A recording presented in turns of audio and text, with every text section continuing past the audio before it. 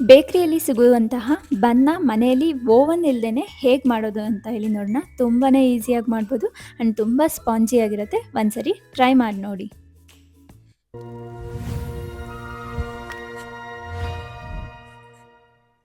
ನಾನು ಬನ್ ಮಾಡೋದಕ್ಕೆ ಇಲ್ಲಿ ಉಗುರು ಬೆಚ್ಚಗಿನ ಅರ್ಧ ಕಪ್ ಹಾಲನ್ನು ತೊಗೊಂಡಿದ್ದೀನಿ. ಹಾಗೆಯೇ ಇದಕ್ಕೆ ಇನ್ಸ್ಟಂಟ್ ಡ್ರೈ ಈಸ್ಟ್ನ ಹಾಕ್ಕೊಳ್ತೀನಿ. ಇದು ನಮಗೆ ಎಲ್ಲ ಸ್ಟೋರ್ಗಳಲ್ಲಿ ಸಿಗುತ್ತೆ. ನಾವು ಇದು ಈ ಥರ ಕಾಳಾಗಿರುತ್ತೆ ನೋಡಿ ಡ್ರೈ ಈಸ್ಟು. ನೀವು ನೋಡಿರ್ಬೋದು, ಒಂದು 30 ರುಪೀಸ್ ಅಷ್ಟೇ ಇದು ಅಂಗಡಿಗಳಲ್ಲಿ ಸಿಗುತ್ತೆ. ನೆಕ್ಸ್ಟು ಈ ಹಾಲಿಗೆ ನಾನು 1 ಸ್ಪೂನ್ ಸಕ್ಕರೆ ಹಾಗೆಯೇ 3/4 ಸ್ಪೂನ್ ಆಗುವಷ್ಟು ಇನ್ಸ್ಟೆಂಟ್ ಡ್ರೈ ಈಸ್ಟ್ನ ಹಾಕ್ಕೊಂಡು ಇದನ್ನು ಇಡ್ತೀನಿ. ಇದನ್ನು 10 ಮಿನಿಟ್ಸ್ ಹಾಗೆ ಇಡಬೇಕು, ಈ ಥರ ಮಿಕ್ಸ್ ಮಾಡಿ. ಆವಾಗ ಮಾತ್ರ ಈಸ್ಟು ಆ್ಯಕ್ಟಿವೇಟ್ ಆಗಿರುತ್ತೆ. ಇದನ್ನು ಹಾಗೆ 10 ಮಿನಿಟ್ಸ್ ಇಡ್ತೀನಿ. ನೆಕ್ಸ್ಟು ನಾನು ಇನ್ನೊಂದು ಬೌಲಲ್ಲಿ 1 ಕಪ್ಪು ಮೈದಾ ಹಿಟ್ಟನ್ನು ತೊಗೊಳ್ತೀನಿ. ಯಾವ ಕಪ್ಪಲ್ಲಿ ಹಾಲು ತೊಗೊಂಡಿದ್ನೋ ಅದೇ ಕಪ್ಪಲ್ಲಿ 1 ಕಪ್ಪು ಮೈದಾ ಹಿಟ್ಟನ್ನು ತೊಗೊಂಡಿದ್ದೀನಿ. ಇದಕ್ಕೆ ಆ್ಯಕ್ಟಿವೇಟ್ ಆಗಿರುವಂತಹ ಈಸ್ಟು ಹಾಲಲ್ಲಿ ಏನು ಹಾಕಿಟ್ಟಿದ್ನೋ ನೋಡಿ ಈ ಥರ ಆಗಿದೆ. ಇದನ್ನು ಮಿಕ್ಸ್ ಮಾಡ್ಕೊಳ್ತೀನಿ. ಸೇಮ್ ಈ ಥರ ಈಸ್ಟು ಆ್ಯಕ್ಟಿವೇಟ್ ಆದ್ರೇ ನಮಗೆ ಇದರ ಚೆನ್ನಾಗಿ ಬನ್ನು ಸ್ಪಾಂಜಿ ಥರ ಬರುತ್ತೆ. ಸ್ವಲ್ಪ ಇದಕ್ಕೆ ನಾವು ರುಚಿಗೆ ತಕ್ಕಷ್ಟು ಉಪ್ಪನ್ನು ಹಾಕ್ಕೊಳ್ಬೇಕು. ನಾನು ಉಪ್ಪು ಹಾಕ್ಕೊಳ್ಳೋದು ತೋರಿಸೋದು ಮರ್ತಿದ್ದೀನಿ, ಸೊ ವಿಡಿಯೋ ಮಾಡೋದ್ರಲ್ಲಿ ಮರ್ತೋಗ್ಬಿಟ್ಟಿದ್ದೀನಿ. ಸೊ ನೀವು ಸ್ವಲ್ಪ ರುಚಿಗೆ ತಕ್ಕಷ್ಟು ಉಪ್ಪನ್ನು ಆ್ಯಡ್ ಮಾಡ್ಕೊಳ್ಳಿ ಇದು ಹಿಟ್ಟಿಗೆ. ಇದನ್ನು ಚೆನ್ನಾಗಿ ನಾದ್ಕೊಳ್ಬೇಕು. ಇನ್ ಕೇಸ್ ನಿಮಗೇನಾದರೂ ಹಿಟ್ಟು ತುಂಬ ಮೆದುವಾಗಿದೆ ಅನಿಸಿದ್ರೆ ಬೇಕಿದ್ರೆ 1 ಸ್ಪೂನು ಅಥವಾ ಮೈದಾ ಹಿಟ್ಟನ್ನು ಎಕ್ಸ್ಟ್ರಾ ಆ್ಯಡ್ ಮಾಡಿಕೊಂಡು ಕಲಿಸ್ಬೋದು. ನೆಕ್ಸ್ಟ್ ಇದಕ್ಕೆ 1 ಸ್ಪೂನು ತುಪ್ಪನ ಹಾಕ್ಕೊಳ್ತೀನಿ. ತುಪ್ಪ ಅಥವಾ ಬೆಣ್ಣೆ ನೀವು ಯಾವ್ದು ಬೇಕಾದರೂ ಯೂಸ್ ಮಾಡ್ಬೋದು. ನಾನಿಲ್ಲಿ ತುಪ್ಪನ ಹಾಕ್ಕೊಂಡಿದ್ದೀನಿ. ಚೆನ್ನಾಗಿ ನಾದ್ಕೊಂಡು ನಾವು 1 ಅವರ್ ಇದನ್ನು ಬಿಡಬೇಕಾಗುತ್ತೆ. ಇದು ಇವಾಗ ನಾದಾಗಿದೆ ನೋಡಿ, ಚಪಾತಿ ಹಿಟ್ಟಿನ ಹದಕ್ಕೆ ಇದೆ. ಇದಕ್ಕೆ ಸ್ವಲ್ಪ ಕೆಳಗಡೆ ತುಪ್ಪ ಹಾಕ್ಬಿಟ್ಟು ಈ ಥರ ಗ್ರೀಸ್ ಮಾಡಿಕೊಂಡು ಪಾತ್ರೆಗೆ ನೀಟಾಗಿ ಹಚ್ಬಿಟ್ಟು 1 ಅವರ್ ಪ್ಲೇಟ್ನ ಮುಚ್ಚಿಬಿಟ್ಟು ಇಡ್ತೀನಿ. ಇದನ್ನು ನೋಡಿ ಹಿಟ್ಟು ಇಷ್ಟಿದೆ. ನೆಕ್ಸ್ಟ್ 1 ಅವರ್ ಆದಮೇಲೆ ತುಂಬಾ ಊದ್ಕೊಂಡಿರುತ್ತೆ ಇದು. ಇದಿವಾಗ ಪ್ಲೇಟ್ ಮುಚ್ಚಿ 1 ಅವರ್ ಸೈಡಿಗೆ ಎತ್ಬಿಟ್ಟಿರ್ತೀನಿ. ಇದಿವಾಗ 1 ಅವರ್ ಆಗಿದೆ ನೋಡಿ. ಹಿಟ್ಟು ಯಾವ ಥರ ಊದ್ಕೊಂಡಿದೆ ಅಂತ ಹೇಳಿ ಈ ಥರ ಆದರೆ ನಮಗೆ ಪರ್ಫೆಕ್ಟ್ ಆಗಿರುವಂತಹ ಬನ್ನು ರೆಡಿ ಆಗುತ್ತೆ ಮನೆಯಲ್ಲೇ. ನೆಕ್ಸ್ಟ್ ಇದನ್ನು ಮತ್ತೆ ನಾವು ನಾದ್ಕೊಳ್ಬೇಕು. ಇನ್ನೊಂದು ಕಡೆ ಚಪಾತಿ ಮಣೆ ತೊಗೊಂಡು ಇದಕ್ಕೆ ಸ್ವಲ್ಪ ಮೈದಾ ಹಿಟ್ಟನ್ನು ಹಾಕ್ಕೊಂಡು ಮತ್ತೆ ಚೆನ್ನಾಗಿ ಇದನ್ನು ಸ್ವಲ್ಪ ನಾದ್ಕೊಳ್ತೀನಿ. ಈ ಥರ ನಾದ್ಕೊಳ್ಳೋದ್ರಿಂದ ತುಂಬಾ ಚೆನ್ನಾಗಿ ಬರುತ್ತೆ ಬನ್ನು. ಚೆನ್ನಾಗಿ ನಾದ್ಕೊಳ್ಳಿ. 1 ನಿಮಿಷ ಅಥವಾ 2 ನಿಮಿಷದಷ್ಟು ನೀವು ನಾದ್ಕೊಳ್ಬೇಕಾಗುತ್ತೆ. ನೆಕ್ಸ್ಟ್ ಈ ಥರ ಉದ್ದ ಮಾಡಿಕೊಂಡು 4 ಪೀಸಾಗಿ ಕಟ್ ಮಾಡ್ಕೊಳ್ತೀನಿ. ನಿಮಗೆ ಯಾವ ಸೈಜಲ್ಲಿ ಬೇಕೋ ಆ ಸೈಜಲ್ಲಿ ಕಟ್ ಮಾಡ್ಕೊಳ್ಳಿ. ಈ ಥರ 4 ಪೀಸ್ ಮಾಡ್ಕೊಂಡಿದ್ದೀನಿ. ಇದನ್ನು ನೆಕ್ಸ್ಟು ನಾವು ಬನ್ನಿನ ಆಕಾರಕ್ಕೆ ಮಾಡ್ಕೊಳ್ಬೇಕು. ನಾವು ಕೈಯಲ್ಲಿ ಹಾಕ್ಕೊಂಡು ರುಚ್ಚಿಬಿಟ್ಟು ರೌಂಡ್ ಮಾಡಬಾರ್ದು. ಹೀಗೆ ಮೇಲೆಯಿಂದ ಕೆಳಗೆ ತಳ್ಕೊಳ್ತಾ ನಾವು ಹಿಟ್ಟನ್ನು ಕಳಿಸ್ತಾ ಈ ಥರನೇ ನಾವು ಪರ್ಫೆಕ್ಟ್ ಆಗಿರುವಂತಹ ಬನ್ನ ರೆಡಿ ಮಾಡಬೇಕು. ನೋಡಿ ನಾನು ಯಾವ ಥರ ಮಾಡ್ತಿದ್ದೀನಿ ಅಂತ ಹೇಳಿ ನೋಡಿ. ಈ ಥರ ಮೇಲೆಯಿಂದ ಕೆಳಗೆ ಹಿಟ್ಟನ್ನು ಎಳ್ಕೊಂಡು ನೆಕ್ಸ್ಟು ರೌಂಡ್ ಶೇಪಲ್ಲಿ ಈ ಥರ ಕೈಯಲ್ಲಿ ಇಟ್ಕೊಂಡು ಮಾಡ್ಕೊಳ್ತೀನಿ.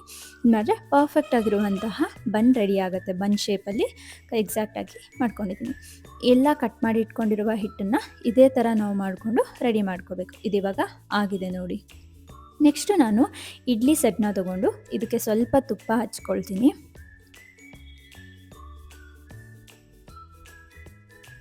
ಚೆನ್ನಾಗಿ ತುಪ್ಪನ ಹಚ್ಕೊಳ್ಳಿ, ಆವಾಗ ಹಿಟ್ಟು ಇದಕ್ಕೆ ಹಿಡ್ಕೊಳ್ಳಲ್ಲ. ಮಾಡಿಟ್ಟಿರುವಂತಹ ಬನ್ನ ಇದಕ್ಕೆ ಹಾಕ್ತೀನಿ. ಸ್ವಲ್ಪ ಹೊತ್ತಾಗಿದೆ ಅದು ಮಾಡಿಟ್ಟು, ಹಾಗಾಗಿ ಸ್ವಲ್ಪ ನೋಡಿ ಸೈಜು ಮಾಡಿಟ್ಟಾಗೇ ಟೈಮ್ ಆದಂಗೂ ಅದು ಊದ್ಕೊಳ್ತಾ ಹೋಗುತ್ತೆ. ನೆಕ್ಸ್ಟು ಇನ್ನೊಂದು ಬಾಣಲಿನ ತೊಗೊಳ್ತೀನಿ. ಈ ಬಾಣಲಿ ಒಳಗೆ ನಾನು ರೆಡಿ ಮಾಡಿ ಇಟ್ಕೊಂಡಿರುವಂತಹ ಇಡ್ಲಿ ಸೆಟ್ನ ಇಟ್ಬಿಟ್ಟು ಈ ಬನ್ಗೆ ಮೇಲ್ಗಡೆ ಸ್ವಲ್ಪ ಹಾಲನ್ನು ಹಚ್ಕೊಳ್ತೀನಿ. ಹಾಲನ್ನು ಈ ಥರ ಹಚ್ಚೋದ್ರಿಂದ ಇದು ನಮಗೆ ಒಣಗಲ್ಲ, ಬನ್ನು ಒಣಗೋದಿಲ್ಲ. ಸೊ ಆದ್ದರಿಂದ ನಾವು ಈ ಥರ ಮೇಲ್ಗಡೆ ಹಾಲನ್ನ ಹಚ್ಕೊಳ್ಬೇಕು.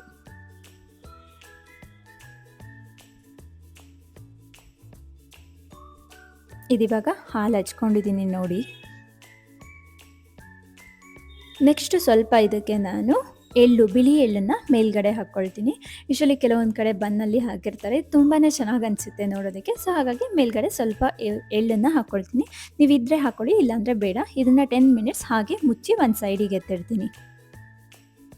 ನೆಕ್ಸ್ಟು ಇನ್ನೊಂದು ಕಡೆ ನಾನು ಗ್ಯಾಸ್ನ ಆನ್ ಮಾಡಿಬಿಟ್ಟು ಇನ್ನೊಂದು ಬಾಣಲಿಯನ್ನು ಇಟ್ಕೊಳ್ತೀನಿ. ಇದು ಬಿಸಿ ಆಗಬೇಕು. ಈ ಥರ ಇಡ್ಲಿ ಕುಕ್ಕರ್ದು ಸೆಟ್ಟು ಕೆಳಗಡೆ ಹಾಕ್ಬಿಟ್ಟು ಇದನ್ನ ಒಂದು 10 ಮಿನಿಟ್ಸ್ ನಾವು ಮುಚ್ಚಿ ಇಡಬೇಕು.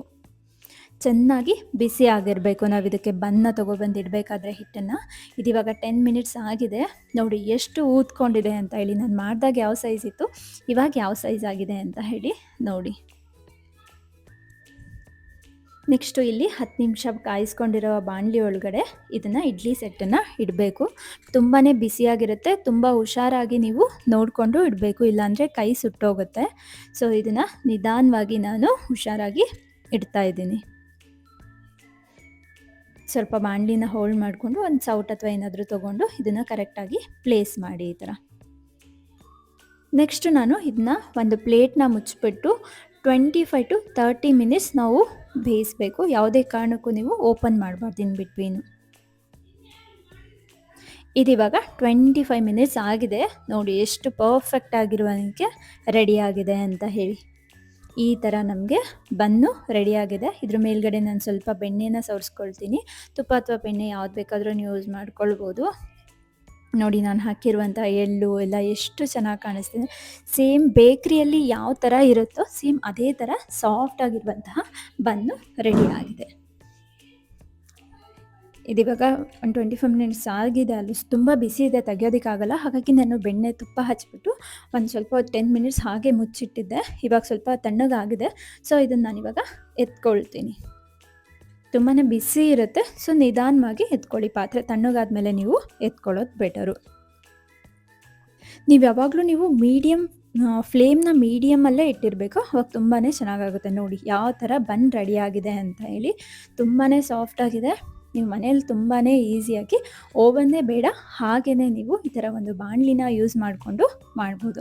ನೀವು ಇನ್ ಕೇಸ್ ಈ ಥರ ಕಲರ್ ಬಂದಿಲ್ಲ ಅಂದರೆ ಮತ್ತೆ ನೀವು ಒಂದು 25 ಮಿನಿಟ್ಸ್ ಆದಮೇಲೆ ಬಂದಿಲ್ಲ ಅಂದ್ರೂ ಮತ್ತೆ ಮುಚ್ಚಿಬಿಟ್ಟು ಮತ್ತೆ ಬೇಯಿಸಿದ್ರೆ ನಮಗೆ ಈ ಕಲರ್ಗೆ ಬರುತ್ತೆ. ಫ್ಲೇಮ್ನ ಮೀಡಿಯಮ್ ಫ್ಲೇಮ್ನೇ ಇಟ್ಬಿಟ್ಟು ನೀವು ಬನ್ನ ಮಾಡಬೇಕು.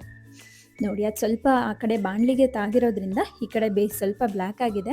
ಅದನ್ನು ಬಿಟ್ಟರೆ ಪರ್ಫೆಕ್ಟ್ ಆಗಿರುವಂತಹ ಬನ್ನು ರೆಡಿಯಾಗಿದೆ. ನೋಡಿ ಎಷ್ಟು ಚೆನ್ನಾಗಿದೆ ಅಂತೇಳಿ. ಸೇಮ್ ಬೇಕ್ರಿಯಲ್ಲಿ ಮಾಡಿದ ಹಾಗೇ ಇದೆ. ಸೇಮ್ ಸ್ಪಾಂಜಿ ಆಗಿರುವಂತಹ ಬನ್ನು ರೆಡಿಯಾಗಿದೆ. ನಾನು ಹೇಳಿರುವಂಥ ಸ್ಟೆಪ್ಸ್ನ ಫಾಲೋ ಮಾಡಿ ನೀವು ಮನೆಯಲ್ಲಿ ಮಾಡಿದ್ರೆ ಸೇಮ್ ಇದೇ ಥರ ಬನ್ ರೆಡಿಯಾಗುತ್ತೆ.